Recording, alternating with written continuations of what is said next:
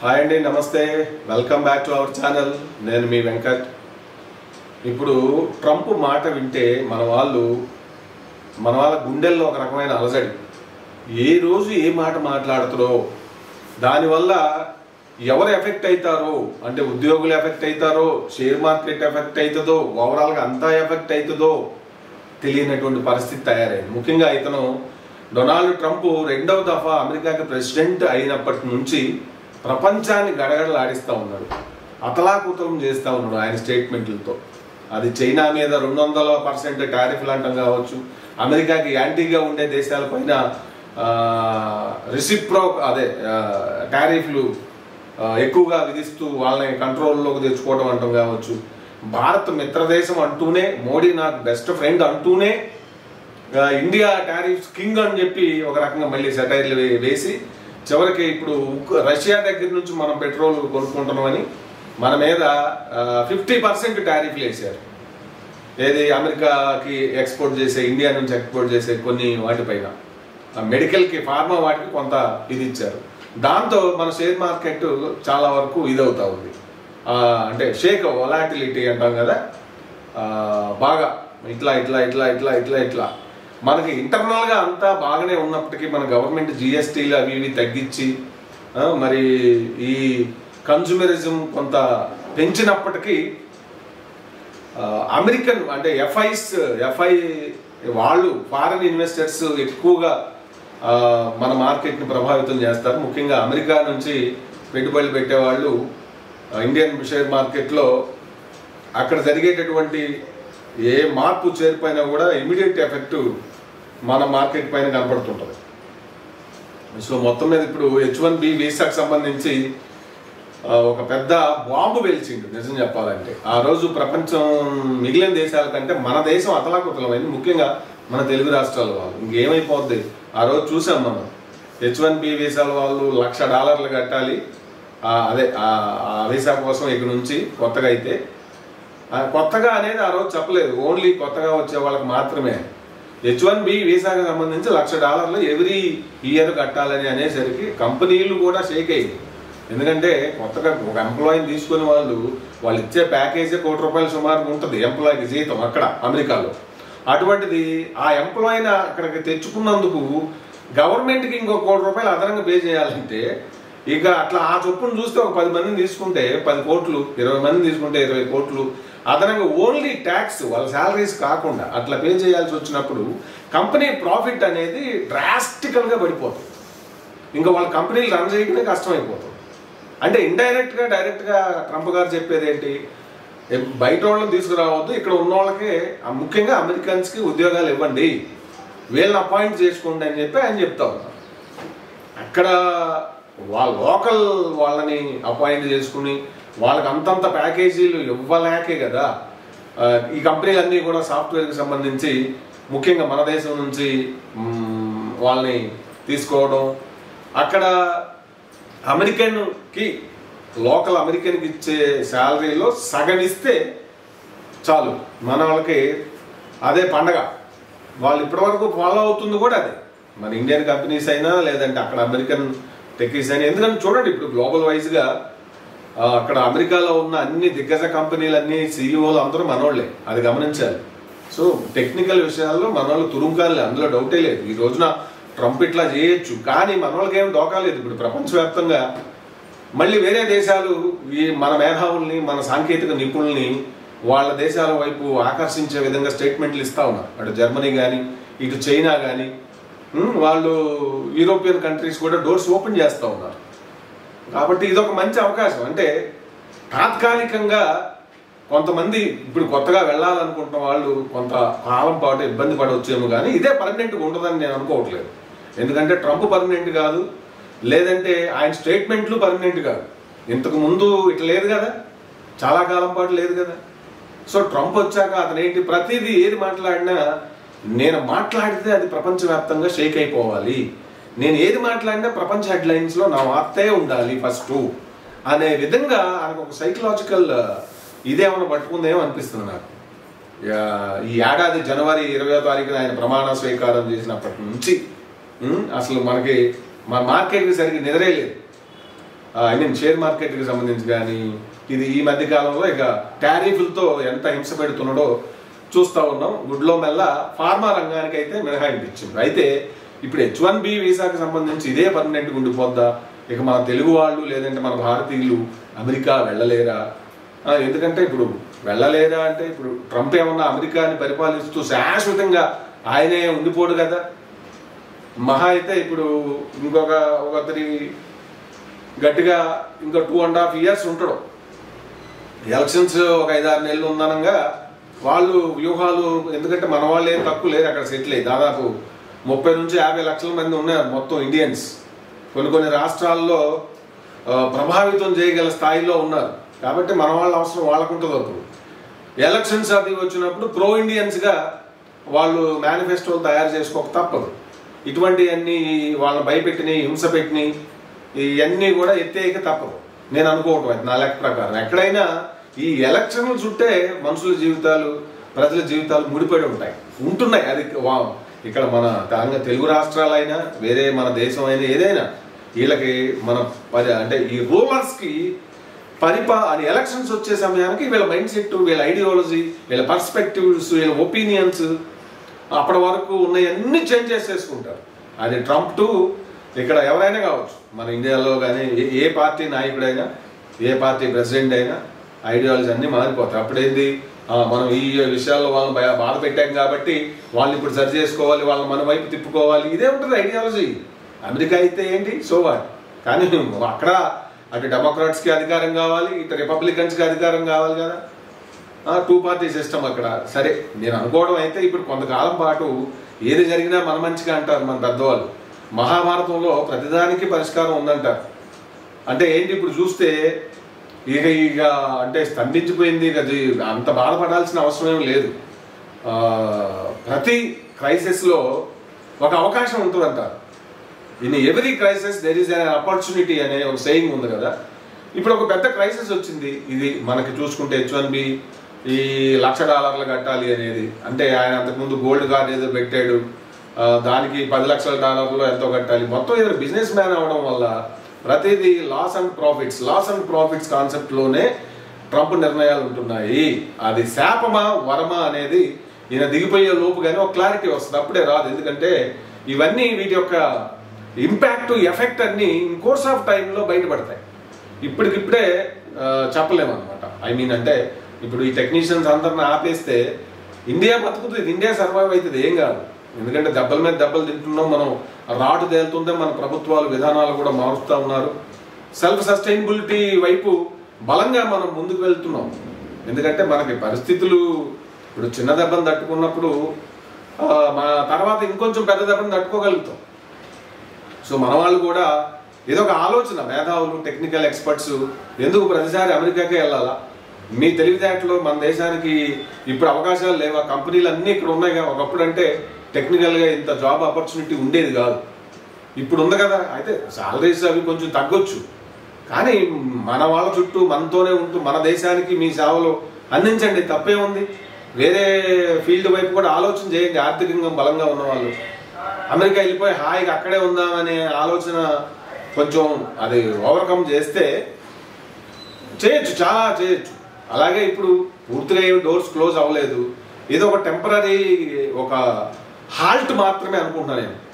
ఏనా దిగిపోతే సగం దరిద్రం పోతాడు నాకు తెలిసి, తొందరగానే పోతాడు. ఈ ట్రంప్ అనుకుంటున్నాడు ఆయన చేసే ఈ ప్రతిదీ అమెరికా కోసం చేస్తున్నాను, ప్రతిగా ఆర్థిక ఇప్పుడు టారిఫ్లు పెంచాడు. ఏ దేశం పైన టారిఫ్లు పెంచినప్పుడు ఫైనల్గా అది కొనాల్సింది ఎవరు? అంత ట్యాక్స్ భరించే సరే మన కంపెనీలకు కొంత లాస్ వస్తుంది, అంత పెట్టి కొనకపోవచ్చు, కానీ అది కంపల్సరీ కొనాలి అని అనుకున్నప్పుడు అక్కడ పౌరులకే కదా, అమెరికన్ సిటిజన్స్కే కదా, వాళ్ళ మీదే కదా ఈ ట్యాక్స్ అంతా పడేది. అది ఆలోచన ఎందుకు చేయడో అర్థం కాదు. ముందు ఒకటి ఏదో ఒకటి స్టేట్మెంట్ ఇచ్చేస్తారు, ఆ తర్వాత వైట్ హౌస్ నుంచి క్లారిటీ వస్తుంది. ప్రపంచ మీడియాలో ఉండాలి. ఒక సైకలాజికల్గా ఏదో ప్రాబ్లం ఉంది. అమెరికాలో ఉన్న మానసిక శాస్త్రవేత్తలు అందరూ కలిసి కూర్చొని ట్రంప్కి ఏమైంది అనేది, ట్రంప్ మైండ్ సెట్ అసలు ఎట్టబోతుంది ఏంటి అనేది వాళ్ళు విశ్లేషణ చేస్తే బాగుంటుందేమో అనిపిస్తుంది. ఎందుకంటే మరి ఆయన ఆలోచనలు, ఆయన మాటలు, ఆయన స్టేట్మెంట్లు అన్నీ కూడా ప్రపంచాన్ని ప్రభావితం చేస్తాయి. కాబట్టి ఖచ్చితంగా ట్రంప్ మామని మరి మానసిక శాస్త్ర అంటే క్లినికల్ సైకాలజిస్టుల ముందు కూర్చోబెట్టాలి, అంటే ఈ సోషల్ సైకాలజిస్టుల ముందు కాదు.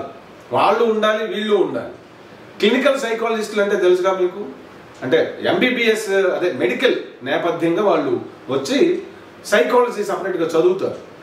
అంటే అటు జబ్బు లక్షణాలు తెలుస్తాయి, ఇటు ప్రవర్తన తెలుస్తుంది అనమాట. అలాగే సోషల్ సైకాలజిస్టులు అన్నప్పుడు ఏ వాతావరణంలో పెరిగొచ్చిండు, ఈ మైండ్ సెట్ ఏంటి, ఈయన తల్లిదండ్రులు ఎవరు, ఈ ఎక్కడెక్కడ పెరిగొచ్చిండు, ఏ దశ ఇతను, అంతా ఇక మొత్తం ఆ స్ట్రక్చర్ వస్తుంది. ఇతను బిహేవియరల్ స్ట్రక్చరు, ఫ్యామిలీ బిహేవియరు, ఇట్లా చేయాలి, తప్పదు. లేకపోతే ఇన్ని చేసి ఎంత ఇది చేస్తాడో అర్థం కావట్లా. అయితే నేను అనుకోవటం ఇది తాత్కాలికం మాత్రమే. ట్రంప్ ఇంకొక 3.5 ఏళ్ళు భరిస్తే, 3.5 కూడా ఇంకో 2.5 ఏళ్ళు గట్టిగా భరిస్తే ఇక ఆయన చేష్టలో ఆయనకి అయిపోద్ది. ఎందుకంటే అమెరికా అంటేనే ఏంటి, ప్రపంచ నిపుణులు, ప్రపంచ మేధావులు, ఎక్కడ టాలెంట్ ఉంటే అక్కడ అమెరికా పెద్దపీట వేసి అంత గొప్పగా అమెరికాని వాళ్ళు నిర్మించారు, అంత గొప్పగా దాన్ని డెవలప్ చేయగలిగారు. మేధావులకి ప్రతిభావంతులకి అది ఒక బంగారు భూమి. దాన్ని ఈ రోజున అడ్డుకుంటున్నాడు ఇట్లా ఈ పిచ్చి పిచ్చి చేస్తలతో. కాబట్టి అమెరికా యొక్క ఆ బేసిక్ ఫండమెంటల్ ఆ నేచర్నే దెబ్బ కొడుతున్నాడు ఆయన. వలస స్టాట్యూ ఆఫ్ లిబర్టీ దగ్గర ఒక స్టేట్మెంట్ ఉంటుంది, అదేంటి, అది కనీసం అది చదవాలి ఆయన, ఆ పెద్ద ఆయన చదవాలి. ట్రంప్ మామ చదవయ్యా బాబు, వలసవాదులకు వలస వచ్చిన వారికి ఈ దేశం ఒక రక్షణ ఉంటుంది అని చెప్పి అర్థం వచ్చేలాగా అక్కడ ఉంటుంది స్టాట్యూ ఆఫ్ లిబర్టీ. దాని స్వభావమే ఈయనకు అర్థం కావట్లేదే. ఒక పిచ్చోళ్ళలాగా, ఒక నియంతలాగా నేను మాట్లాడిందే చెల్లుబడి అవ్వాలి ప్రపంచంలో. సడన్గా చైనా పైన 200% టారిఫ్లు అంటాడు. మరుసటి రోజే ఆ చైనా మాకు ఫ్రెండ్ అంటాడు, మోడీ నాకు దోస్త్ అంటాడు, బర్త్డే విషయం చెప్పానంటాడు, అయినా సరే 50% మీరు కట్టాల్సిందే అంటాడు. అదేంటంటే ఈయనకి ఈగో హట్ అయింది. ఏది, ఇండియా పాకిస్తాన్ మధ్య ఈయన యుద్ధం ఆపిందంట. ఈయనేంటి గోంగూర పచ్చడి ఆపేది? మన ఆర్మీ ఆపరేషన్ సింధూర్, మన బ్రహ్మోస్, మన మన మన వాళ్ళ ప్రతిభను కూడా ఈయన ఖాతాలో వేసుకుంటాడు. దుర్మార్గం, ఇంత దుర్మార్గం ఆలోచన ఏంది? ఈయనకు నోబెల్ బహుమతి కావాలట, ప్రపంచ శాంతి. ఈయన ట్రంప్ ఎంత హాస్యాస్పదంగా ఉంది. మరి నిజంగా అంత బహుమతులు కావాలన్నప్పుడు మీరు ఆయుధాలు అమ్మటం ఆపాలి కదా. మరి ఉక్రెయిన్ను రష్యా యుద్ధం జరుగుతూ ఉంటే ఉక్రెయిన్కి మీరు ఎందుకు ఆయుధాలు సప్లై చేస్తున్నారు, ఎందుకు అమ్ముతున్నారు? బాగా అడ్వాన్స్డ్ ఇది, మీరు ప్రపంచ శాంతిని కోరుకుంటున్నప్పుడు మరి ఆయుధాలు అమ్మితే మెల్లగా అక్కడ యుద్ధం ఆగిపోద్దుగా. ఇండియా మీద బయట ఆడటం ఎందుకు? ఇక్కడ వీళ్ళేదో ఇండియానే క్రూడ్ ఆయిల్ కొనడం వల్ల, ఈ డబ్బు వెళ్ళడం వల్ల రష్యా యుద్ధం చేయగలుగుతుంది అని చెప్పి మొన్నటిదాకా ఇదైంది. ఆ తర్వాత మరి అక్కడ ఇంకా మిగిలిన వాళ్ళంతా ఊరికి ఇండియా మీద పడిపోవడం ఎందుకు? మనకు దీర్ఘకాలిక మిత్ర దేశము, ఏషియాలో మనం చైనాని కంట్రోల్ చేయాలంటే ఇండియా సపోర్ట్ లేకుండా అవదన ఆయన పెద్ద ఆయన, ఊరికే ఇజ్జయ్ బాబు, ఇండియాని దూరం చేసుకుంటే నష్టపోయేది మనమే లాంగ్ టైంలో అని చెప్పి మళ్ళీ ఫీడ్బ్యాక్ వచ్చిన తర్వాత అప్పుడు మాట్లాడటం ఆపి తర్వాత మళ్ళీ చైనా ఆపాల్సిందే కొనడం అంటూ చైనా మీద మొదలుపెట్టిండు. చైనా మీద ఎన్ని స్టేట్మెంట్లు ఇచ్చినా ఏం కాదు, ఎందుకంటే చైనా భయపడే దేశం కాదు. చైనా తేల్చుకుందాం, తొడగొడతారు, పడగొడతారు, అందులో డౌటే లేదు. అమెరికా కాదు, అమెరికా బాప్ అయినా సరే తేల్చుకుందాం రా అంటారు. ఎందుకంటే ఆ దేశాన్ని అట్లా నిర్మించుకొచ్చారు, వాళ్ళ యాటిట్యూడ్ అది, ఆ ఎకానమీ అది, వాళ్ళ మైండ్ సెట్ అది. మనం అట్ట కాదు, అంతా శాంతి శాంతి శాంతి శాంతి. మనం ఏంటంటే మనకు తగ్గట్టుగా వెళ్ళాలి, తప్పదు. కాబట్టి మొత్తం మీద ఈ H1B వీసా ఒక తుఫాన్ లాగా, ఒక పెద్ద కరోనా లాగా ఫీల్ అవ్వాల్సిన పనేమి లేదు. కానీ ఖచ్చితంగా టెక్నీషియన్స్ అవసరం లేకుండా, మేధావులు అవసరం లేకుండా అమెరికా ఎప్పటికీ అడ్జస్ట్ కాలేదు, అందులో డౌటే లేదు. కాబట్టి ఇదొక తాత్కాలిక విరామము. సో ఒక క్రైసిస్ వచ్చింది కాబట్టి దీని నుంచి మంచి మేధావులు మంచి ఆలోచనతో ఇక్కడ ఏంటి అమెరికా వెళ్ళేదేంటి, ఇక్కడే మన దేశానికి మనం చేసుకుందాం అనుకుంటూ కొంతమంది ముందుకు రావచ్చేమో, చెప్పలేము. వాళ్ళు ఏదైనా వ్యాపారాలు స్టార్ట్ చేయొచ్చేమో, ఇక్కడ మన వాళ్ళకి వాళ్ళు ఉపాధి కల్పించవచ్చేమో, ఇట్లా కల్పించే అవకాశాలు కూడా ఉన్నాయి కదా. మనం where there is a way there is a will అంటారు, where there is a will there is a way అనే ఒక నానుడు ఉంది కదా. కాబట్టి ఏదేమైనా కూడా సరే, ఎంత అనుకున్నా కూడా అమెరికా వెళ్ళాలి, ఉద్యోగం చేయాలి, ఆడ డాలర్లు సంపాదించాలి, మంచి జీవితాన్ని పిల్లలకి ఇవ్వాలి అని ఉంటుంది, మన వాళ్ళకి బాగా ఉంటుంది. ఇటు తల్లిదండ్రుల వైపు అయితే మా పిల్లలు అమెరికాలో ఉన్నారు అని చెప్పుకోవటం ఇప్పటికీ అదొక సింబల్ ఆఫ్ స్టేటస్ గానే ఫీల్ అవుతూ ఉంటారు. అలా కాకపోయినా ఇట్లా అనేక రకాలుగా అమెరికా మీద క్రేజ్ అయితే ఇంకా పూర్తిగా అయితే మన వాళ్ళకి పోలేదు, పోదు కూడా. ఎందుకంటే ఆ డాలర్ మరి ఒక డాలర్ ఈక్వల్ టు ఇప్పుడు 88 రూపీస్ కదా. నేను ఇండైరెక్ట్ చూసుకుంటే దాని ఎఫెక్ట్ అది. సరే, ఏదేమైనప్పటికీ ట్రంప్ గారు ఎన్ని స్టేట్మెంట్లు చేసినా ఏది చేసినా ఈ 2.5 ఏళ్ళే చేయగలుగుతారు, ఇవే పర్మనెంట్గా ఉండవు. ఆయన స్టేట్మెంట్ ఇచ్చేసిన వెంటనే అదేమి ఇంప్లిమెంట్లోకి రాదు. ఎందుకంటే ప్రతిదీ అక్కడ ఏదైనా సెనేట్ వరకు వెళ్ళాలి, ఆమోదం పొందాలి, ఆడ మరి సుప్రీంకోర్టు కూడా ఓకే చేయాలి, ప్రతిదీ ఉంటుంది, ఒక ప్రాసెస్ ఉంటుంది. కాకపోతే ఈ లోపు ఈయన వదిలే స్టేట్మెంట్లు అన్నీ వదిలేస్తూ ఉంటాడు. అక్కడ ఇప్పుడు ఆ సెంట్రల్ బ్యాంక్ ఆయన ఇప్పుడు మన రిజర్వ్ బ్యాంక్ లాగే అక్కడ ఆ బ్యాంకు గవర్నర్ని ఇన్ఫ్లుయెన్స్ చేయాలని, ఆయన తీసేయాలని, ఈయన చెప్పినట్టు వినట్లేదని ఆయన ఎంతో ఇబ్బంది పెట్టిండు. అయినా సరే అంగుళం కదల్చలేకపోయింది. అది అక్కడ అమెరికా వ్యవస్థ అంటే. అదే ఇక్కడ మన పొలిటికల్ లీడర్లు అయితే వాళ్ళ మాటలు వినకపోతే ఆఫీసర్లను మరుసటి రోజుకి మార్చి పడేస్తారు. అది అంత బలహీనమైనటువంటి వ్యవస్థలు మనకు ఉన్నాం కాబట్టి ఈ రోజు మనం ఇట్లా ఇబ్బంది పడుతున్నాం. వ్యవస్థల్ని వ్యక్తులు డామినేట్ చేస్తూ వాళ్లే వ్యవస్థలు అన్నట్టుగా నడిపిస్తారు. రాజకీయ నాయకులు, అధికారులు, కొంతమంది ముఖ్యంగా రాజకీయ నాయకులు అన్నమాట, ప్రాంతీయ పార్టీ నాయకులు, వీళ్ళంతా కూడా. అది మన దౌర్భాగ్యం. అది ఫ్యూడల్ వ్యవస్థ లక్షణం, అది భూస్వామ్య వ్యవస్థ లక్షణం. భూస్వామి చుట్టే అతని భూమి, అతని బలం, ఆ బలంతో ఆర్థిక బలం ఉంటుంది, ఆ బలంతో అతని ఇష్టారాజ్యంగా చేస్తుంటాడు. అవి లేని వాళ్ళు అయ్యా బాంఛం ద్వారా అనక తప్పదు. సో కాబట్టి ఓవరాల్గా స్ట్రక్చర్ ఇదనమాట. సరే, ఎనీవే ఎట్లా చూసుకున్నా కూడా ఈ అమెరికాకి పూర్తిగా వెళ్ళాలనుకుంటున్న ఔత్సాహికులకి, కొత్త వాళ్ళకి గేట్లు మూసుకుపోయాయి శాశ్వతంగానే నేను అనుకోవట్లేదు. ఇది ఒక 5-6 నెలలు అయిన తర్వాత మళ్ళీ మార్పులు రావచ్చు, లేదా ఒక ఏడాది అయిన తర్వాత మళ్ళీ మార్పులు రావచ్చు. ఇదే స్టాండ్ కూడా ఆయన కూడా రియలైజ్ అవుతుంది కదా. ఆయన వెనకుండే యంత్రాంగము, మేధావులంతా కూడా మీరు చేస్తున్న ఈ స్టేట్మెంట్ల వల్ల మనకే నష్టం అవుతుంది అన్నప్పుడు ఆయన వెనక తప్పదు కదా. ఇప్పుడు ఆయన ఓవరాల్గా ట్రంప్ గారు చేసే ఆలోచనలు ఏంటి? It should benefit to his country.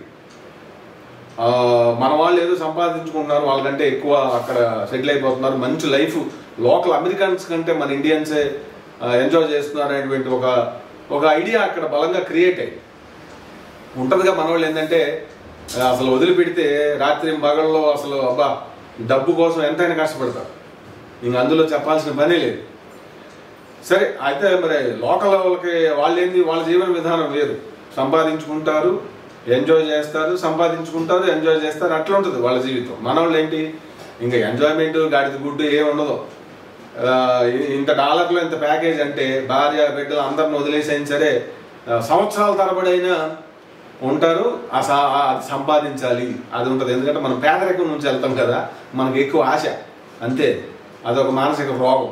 అందరికి కాదు, కొంతమంది మినహాయింపు ఉండొచ్చు, ఈ జాలే మనకి మనం దీంతో సంతృప్తికరంగా ఉన్నామని. సరే, ఏదేమైనప్పుడు కూడా ట్రంప్ ఈ చేస్తున్న ఈ స్టేట్మెంట్లు మన ఆర్థిక వ్యవస్థని, మన సాఫ్ట్వేర్ రంగాన్ని, ఓవరాల్గా ఇండియాని చాలా ఎఫెక్ట్ చేస్తున్నాయి ప్రస్తుతానికి. బట్ ఐ మీన్ ఇది మనకి మంచిదే. ఎందుకంటే ఎక్కువ ఎవరి మీద ఆధారపడకూడదు, ఏ ఒక్క దేశం మీద ఎక్కువ ఆధారపడకూడదు అనేటువంటి ఒక గుణపాఠం ఈ ట్రంప్ మనకు నేర్పిస్తున్నాడు. కాబట్టి మేధావులు, ప్రభుత్వాలు, ముఖ్యంగా కేంద్ర ప్రభుత్వం కూడా మరి ఒక ఇండస్ట్రీనియస్ పాలసీని తయారు చేసుకొని సెల్ఫ్ సస్టైనబిలిటీ అనే దాన్ని వైపు అన్ని విధాల అన్ని రంగాల్లో చైనా మాదిరి, అఫ్కోర్స్ అలా లేని పక్షంలో మనం ఇట్లానే ఇబ్బంది పడే అవకాశం ఉంటుంది. అందుకే చైనా అని ఉదాహరణ చెప్తున్నాం. కాబట్టి మనం సొంతగా మన స్వదేశీ ఇదితో మనం ఆధారపడి మనకు మనం స్వయం శక్తులుగా ఎదగాల్సినటువంటి అవసరాన్ని ట్రంప్ అయితే గుచ్చి చెప్తా ఉన్నట్టుగా అనిపిస్తుంది నాకు. సో అమెరికా వెళ్ళాలనుకున్న వాళ్ళు కూడా ఖచ్చితంగా వెళ్తారు. ఇది ఒక టెంపరీ బ్రేక్ మాత్రమే అనేది నా ఉద్దేశం. అది వీడియో నచ్చినట్లయితే ఒక లైక్ కొట్టండి, షేర్ చేయండి. థ్యాంక్ యూ అంతా.